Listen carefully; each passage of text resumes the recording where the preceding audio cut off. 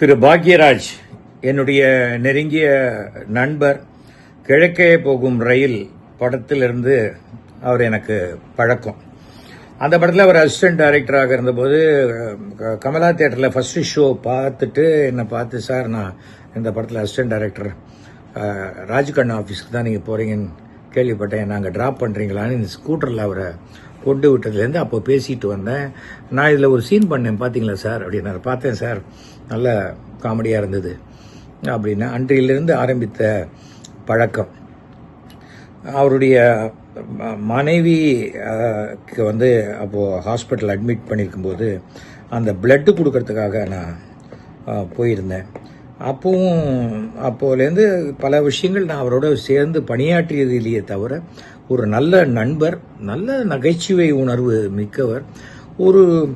ஒரு நான் ஹீரோ இல்லை அப்படிங்கிற மாதிரியே சொல்லி மிகப்பெரிய ஹீரோ அந்தஸ்துக்கு உயர்ந்தவர். ரஜினி கமல்லாம் பீக்கில் இருக்கும்போது அந்த டயத்தில் ஃபுல் ஃபேமிலி ஆடியன்ஸை கவர் பண்ணி இந்தியாவிலேயே மிகச்சிறந்த ஒரு ஸ்கிரீன் பிளே ரைட்டருங்கிற பெயர் பெற்றவர். அமிதாப் பச்சன் அவர்களை வைத்து படம் இயக்கியவர்.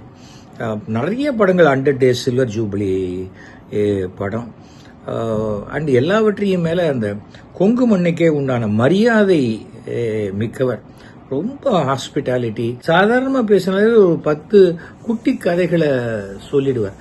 அந்த அளவுக்கு பாக்யாங்கிற பத்திரிகையை நடத்தி ஆசிரியராக இருந்து அதில் பல கேள்வி பதில்கள் ரொம்ப புத்திசாலித்தனமாக இருக்கும். பல கொட்டேஷன்ஸு, அந்த குட்டி கதைகளையே எடுத்து பல பேர் பல படங்களில் ஹேண்டில் பண்ணியிருக்காங்க.